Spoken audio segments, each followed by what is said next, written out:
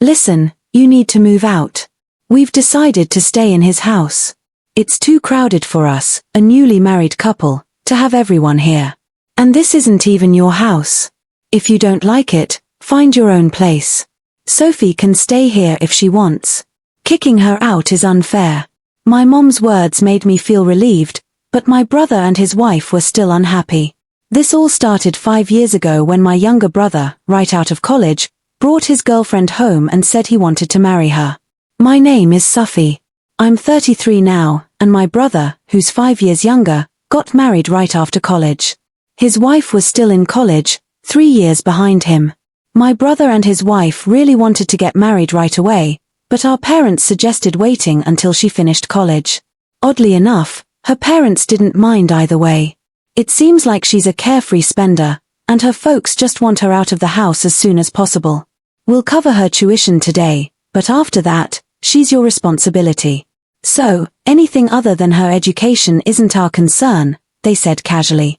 Not wanting to bother with rent, the newlyweds chose to stay with our parents. Thankfully, our dad, who used to be well off, owned a spacious old house with enough space. It wasn't a big deal for them to live together. My dad grew up in a wealthy family, so he never faced money troubles like a regular worker.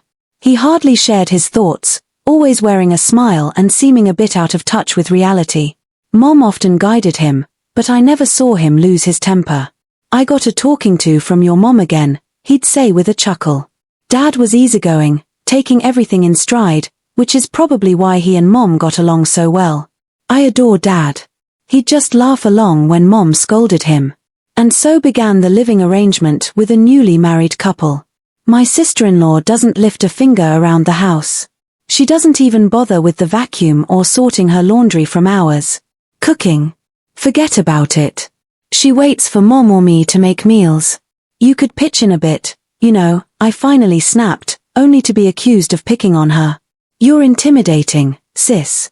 Maybe that's why you're still single at your age," she quipped, giggling. My brother just joins in her laughter. "At least do your own laundry. Isn't it embarrassing to have someone else wash your underwear, sis?" I thought we were all one big happy family. She'd fake tears for sympathy. My brother always took her side in moments like these. "Sophie, just because Emily is young and cute, don't get jealous and bully her. We're not here to be your servants. Living together means following some rules. Emily's a student, her main focus should be on her studies. We're family, so we should be able to cooperate, right?" He said this without any hint of remorse. Even though Mom suggested they get their own place and help us with rent, he brushed it off. "If we move out, it has to be a fancy apartment. We can't settle for something cheap." Such selfishness. When I asked Dad to intervene, all he'd say is, "It's tough for just the two of them to manage. They're still young." And because of that, my brother and his wife felt even bolder. When I hit 30, I got engaged. It was a stroke of luck. My future husband was a client from work, and we hit it off during meetings. He was thoughtful and kind. So when he asked me out and then proposed, I was over the moon. Finally tying the knot, huh? "Surprised someone would want you. Better make sure you don't mess it up," my brother remarked. "Glad you found a buyer." "Can't wait for the busybody sister-in-law to be out of our hair," my parents chimed in, blessing our union wholeheartedly. I visit my parents occasionally, but my brother and his wife haven't changed. She graduated the next year but didn't work or help around the house. When I tried to advise her, I was told I was a stranger now and shouldn't meddle. But I had a feeling they weren't leaving because they wanted to keep hold of the family assets. Deep down, they were probably relieved they didn't have to share them with me now that I was married and gone. However, leaving doesn't mean I forfeited my rights to inherit. My brother and his wife probably understand this, but now that I'm not around, they might feel they can do as they please. When the time comes, I'd gladly give up my inheritance if they take good care of our parents and the house. But for now, I don't see any signs of that happening. About 2 years later, my father's health deteriorated, and he was in and out of the hospital. I pitched in with his care, visiting him as often as I could. But my brother and his wife seemed unconcerned. My father started mentioning his $20 million. Whenever I visited, I noticed my sister-in-law sweet-talking my dad. She would say, "Hey sis, I'd love to help out too, but Mom handles everything, and I never get the chance." But I knew she never showed interest before. She then said, "Don't you think Mom might be trying to keep us out of the loop to control the inheritance?" I replied, "I don't think so. Mom and Dad are really close, and she probably just wants to handle things herself." "Really?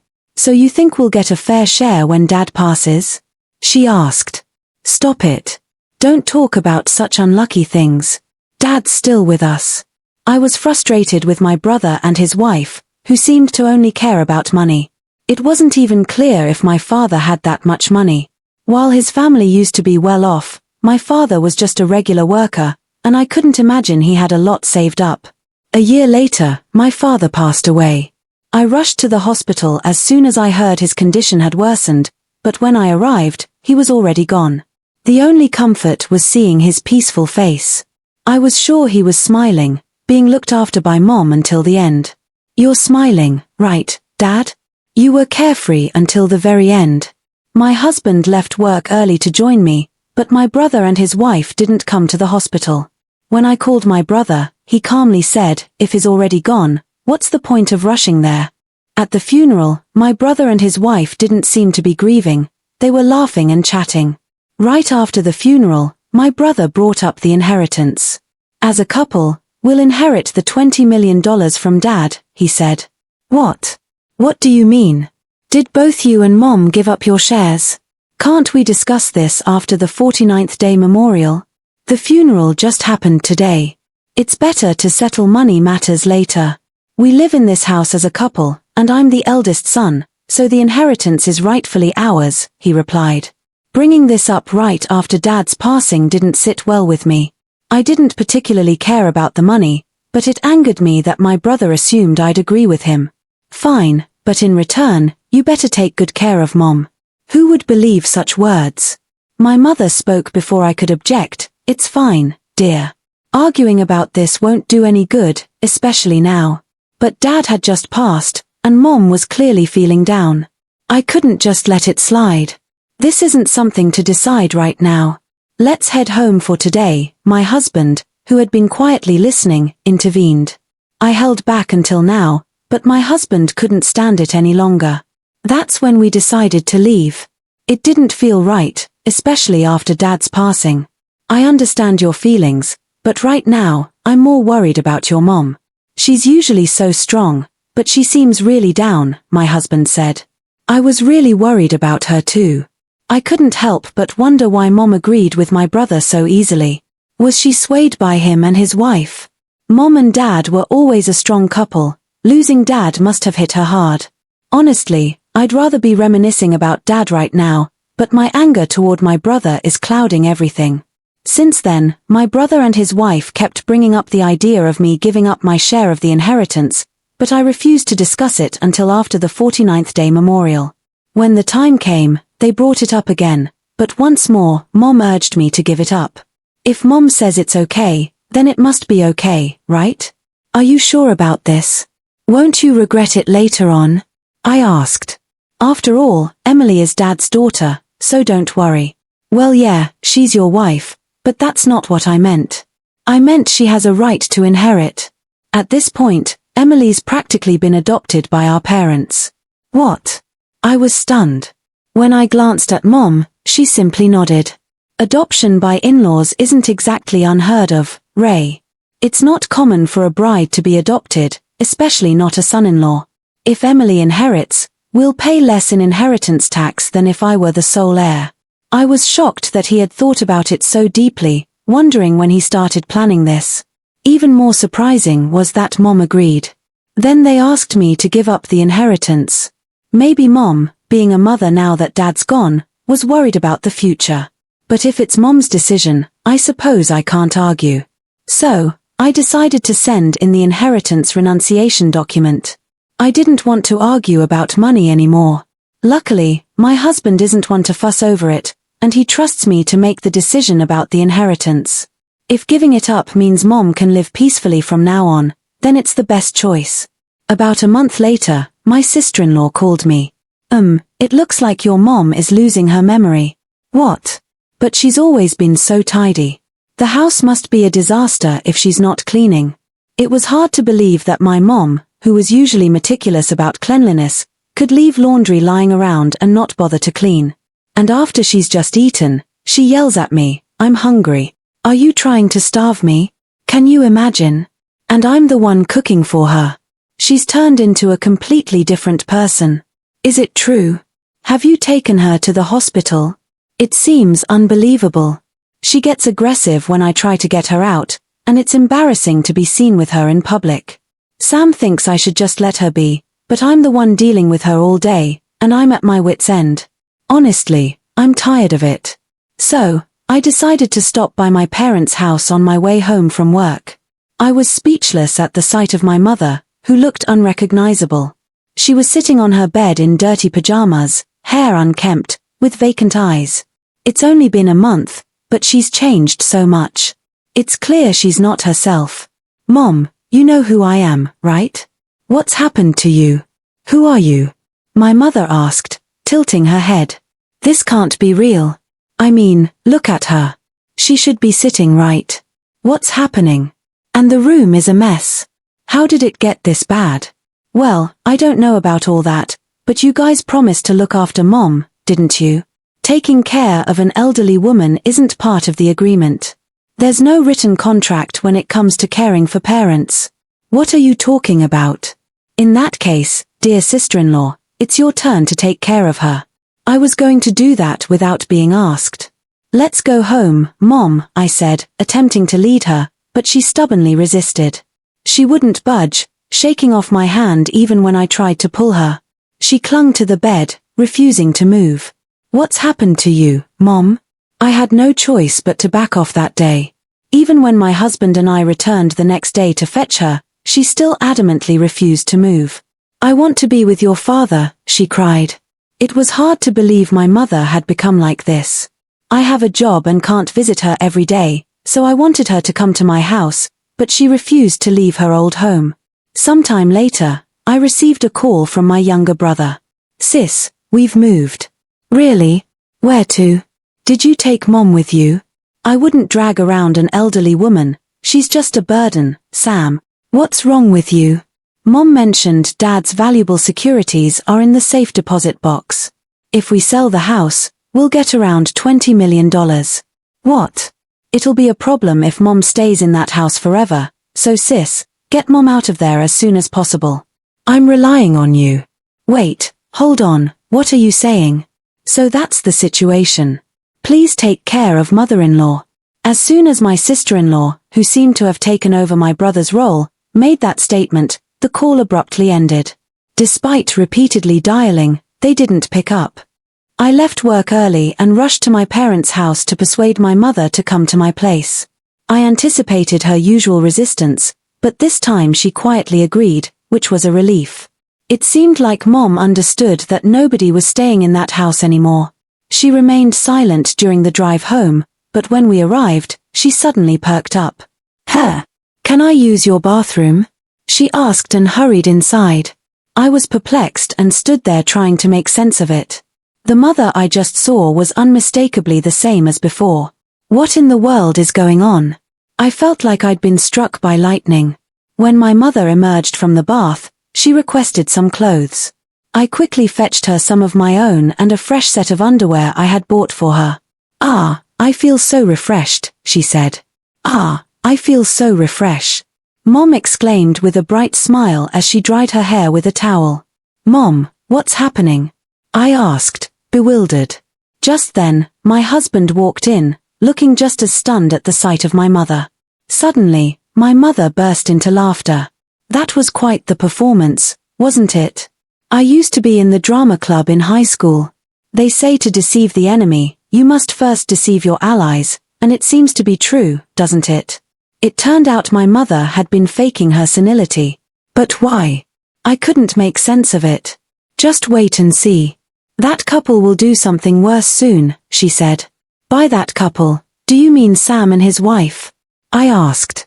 "Exactly. Their relationship is solely built on money," Mom replied. Then, my mother filled us in on what had transpired. My husband and I were amazed by her cunning. The following week, my brother called, furious. "Hey, sis. You knew about this and didn't say anything, did you? What are you suddenly talking about?" I asked, confused. "There's no inheritance from Dad at all.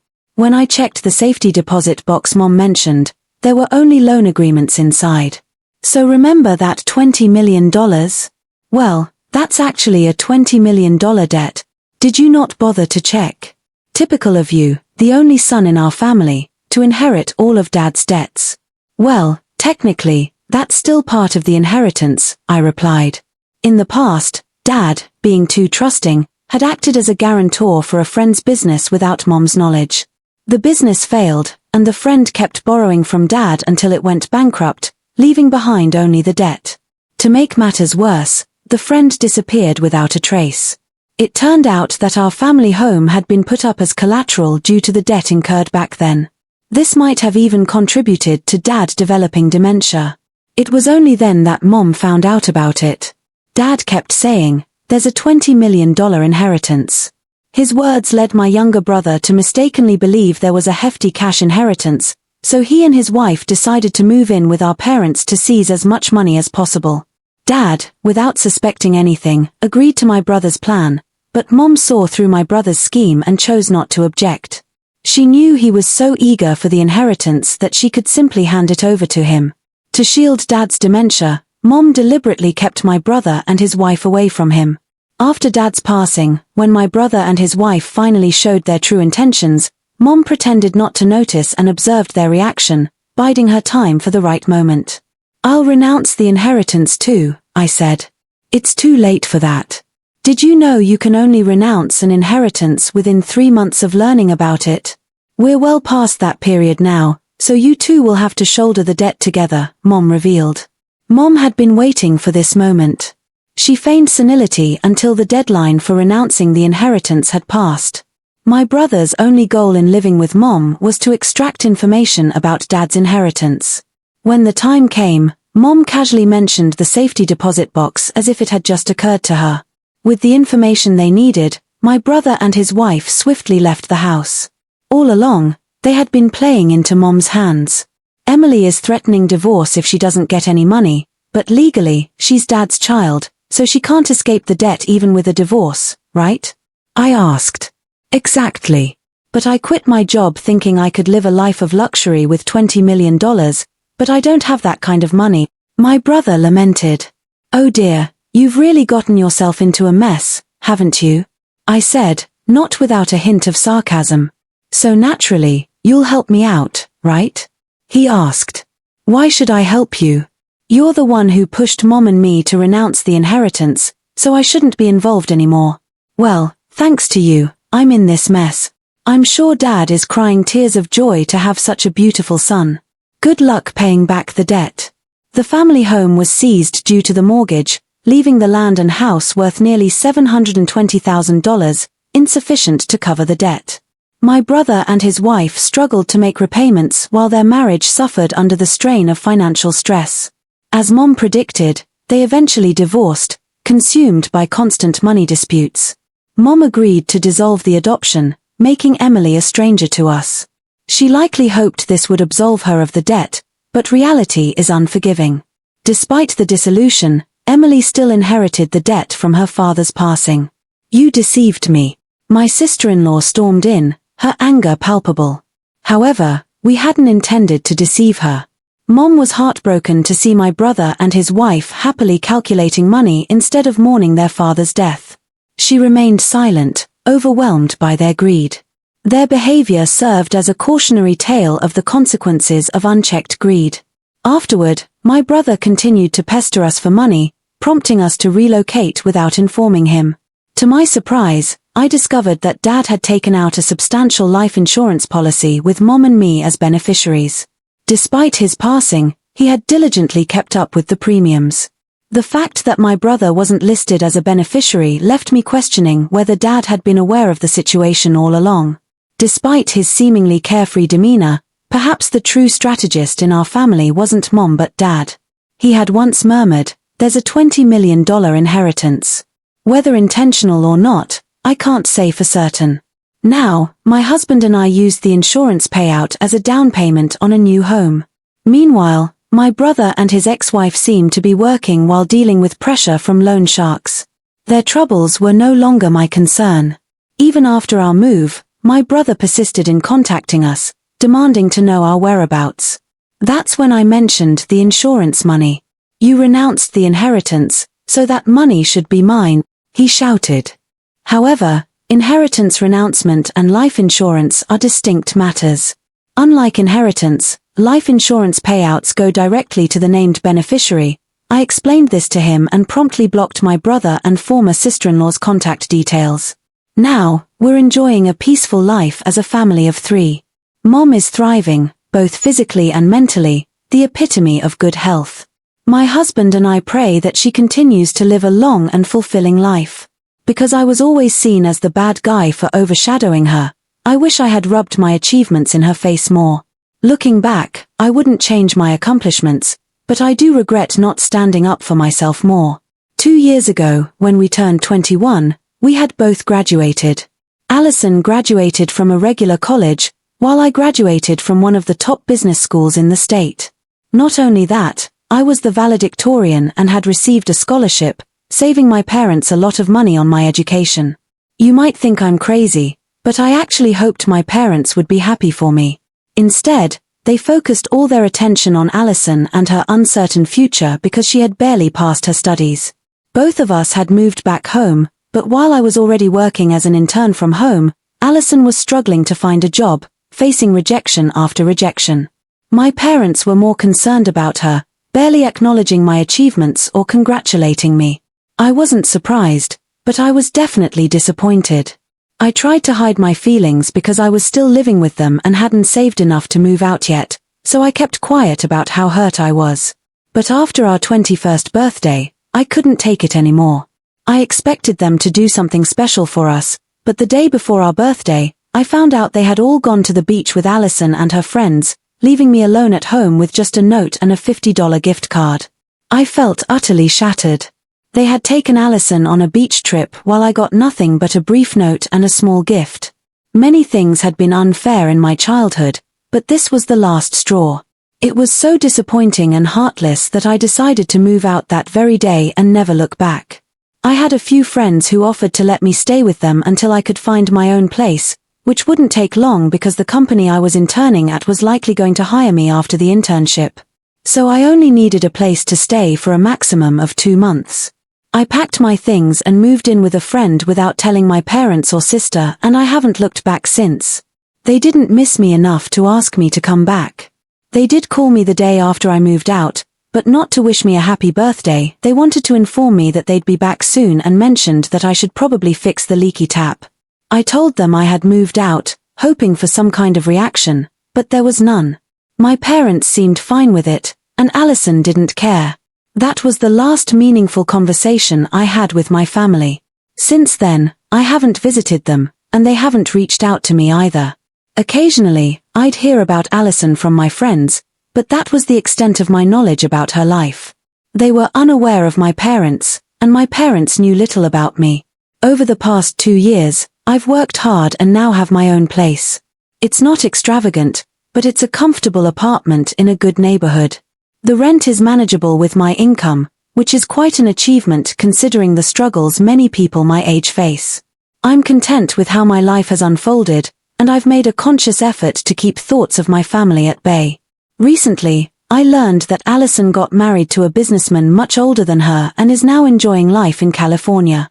I thought everything was fine with my family until 2 days ago when my uncle called, informing me that my parents had been in a serious car accident and wanted to see me urgently.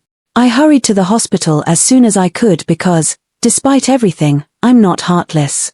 When I arrived, I learned that they had already been there for a couple of days recovering from their injuries. Their car had been hit by a truck, and although they survived, they were seriously hurt. Unfortunately, they didn't have health insurance because my dad believed in self-sufficiency and thought we wouldn't need hospital care. It's one of the most absurd beliefs I've ever encountered. They had initially reached out to my sister, but she refused to come back or assist them. She felt it was inappropriate for our parents to ask for financial help from her wealthy husband so soon after her wedding. She didn't want to appear like a gold digger to her spouse. She refused to return because she felt she couldn't abandon her home and her 2 stepchildren, who weren't biologically hers but her husband's from a previous marriage. She was busy playing the role of a happy family with her husband's relatives, neglecting her own parents in the hospital after a severe car accident. Even if she wanted to help with the bills, she couldn't afford to, as she was solely dependent on her husband. It was a harsh reality check, shattering the illusion of being the favored daughter and the golden child. I was shocked that they hadn't even bothered to contact me first. When my uncle mentioned that my parents now expected me to cover their medical expenses, I was furious. The amount was substantial, and it would take me a long time to recover financially. I hesitated to spend so much, especially on people who had never shown me any love or care throughout my life. I knew they had other family members who could take care of them, and even if I didn't pay, someone else would step in. It's just that it would be more embarrassing for them to borrow money from others, and they'd likely have to repay it much sooner than they would have to repay me. They explained this while asking me to cover the bills and even promised a quick repayment. So, I'm torn. I can either refuse to pay, saving myself from humiliation, or I can cover their expenses, sacrificing my own money and waiting for reimbursement. Honestly, I'm not inclined to help them at all. We haven't spoken in 2 years, and our relationship has been strained for as long as I can remember. They feel like strangers to me now, so I don't feel compelled to assist them. But then again, if I don't help, I'm no better than Alison, which is disheartening. So, I'm unsure what to do. Update 1. Hi there, I've made the tough decision not to assist my parents. It wasn't easy, but I'm confident their medical expenses will be covered by other means. They only reached out to me because they were too proud to ask other relatives for help. I haven't informed them of my decision yet. How do you even begin to tell your family you won't be assisting with their medical bills after a serious accident? It's been nearly 5 days since I last saw them, and after reflecting on the comments, I realized I was still unconsciously competing with Alison. Seeing that she didn't offer assistance to our parents, I felt compelled to prove I was the better daughter. I suppose I'll always have that competitive streak no matter how hard I try. It's become a part of who I am. Many comments rightfully criticized my parents' lack of health insurance, and I couldn't agree more. My father's decision to forego insurance, thinking he was a flawless driver, was incredibly foolish. If I had been involved in their lives, I would have insisted on insurance. He didn't even insure his car, which adds to the recklessness of his choices. They're fortunate that the accident was the truck driver's fault, otherwise, they'd be responsible for covering the car repairs as well.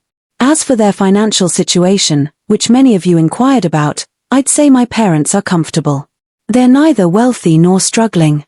My dad holds a managerial position in his company, and my mom works in HR at a smaller firm. Together, their income is sufficient, especially now that they no longer have to support me or Alison. While growing up, we never faced financial stress, but we also couldn't live extravagantly. We were solidly middle class, and that hasn't changed. I can't understand why my parents wouldn't be able to cover their own medical bills. If they can borrow money with the promise of repayment, they should be able to manage their expenses themselves. They haven't explained the reason to me, and I doubt I'll find out anytime soon. Update 2. I finally mustered the courage to inform my parents that I wouldn't be assisting with their expenses. They had been calling me persistently for the past week, and yesterday, I realized I couldn't keep ignoring them until they were discharged. It sounds like you've been through a lot with your family, and your recent experiences have only reinforced the need for distance. The way your sister tried to manipulate you, combined with your parents' lack of support and love, shows that maintaining this distance is probably the best decision for your well-being. Your sister's visit must have been incredibly frustrating, especially given her self-centered attitude and lack of awareness of how her actions affect others.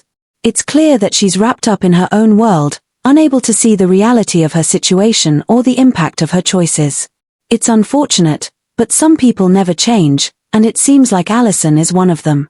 Blocking their contacts and choosing to live your life without their negativity is a strong and necessary step. You've shown a lot of resilience and self-awareness in handling these situations. Cutting ties with toxic people, even if they are family, can be the healthiest choice when it comes to protecting your peace of mind. Going forward, focusing on your own happiness and well-being is what matters most. Surround yourself with people who appreciate and support you. You've worked hard to build a life for yourself, and you deserve to enjoy it without being dragged down by others. Stay strong, and continue to prioritize your mental and emotional health.